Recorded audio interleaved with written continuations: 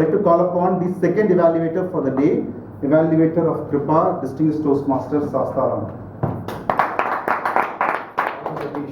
When Aarti earlier was telling that if you don't get water in your house, you need to blame the Illuminati, I would have generally blamed some Communati.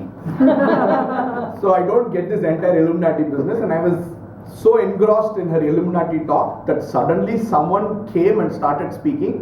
When I looked around, behind this award was my speaker Kripa. Kripa, I should say you're a very eager to impress but hard to miss person. We always hear you, see you when you come here to talk. I think that was the first thing I wanted to say, because though you were so confident here, it looked like you were looking for that validation, and here I am telling you that you were heard beautifully well. I want to start off with everything that you did at the beginning. That little enactment you said as an adult, and then you said, hold on a second.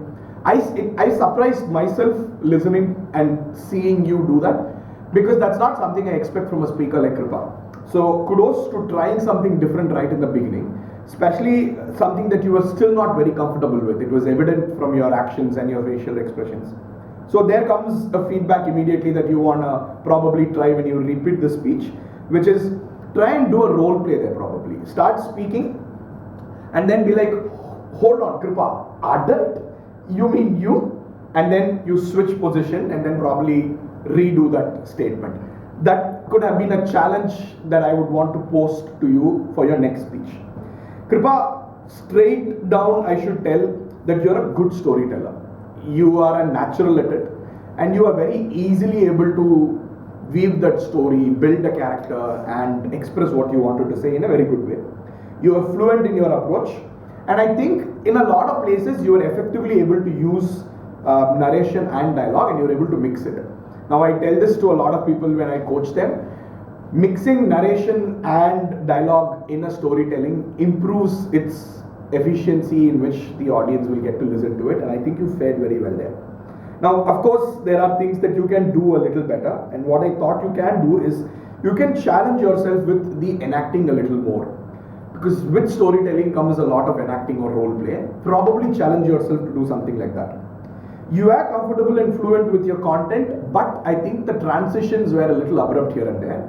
There are too many small anecdotes in this entire story. I would probably, if it was me, I would probably limit it to 2 or 3 anecdotes that would kind of bring the story together. But here is something that I think you should really do. You shouldn't correct yourself after you've said a statement. I see you did that many times, probably because you're again looking for validation. And in connection to the same thing, you look at the audience reaction and then try and change the way you speak.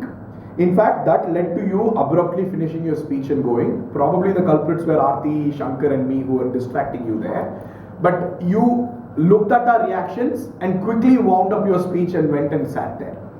I want to tell you again, it's hard to miss you and you're very eager to impress. It comes across very well. Just take the time, breathe and deliver your speech. All the best.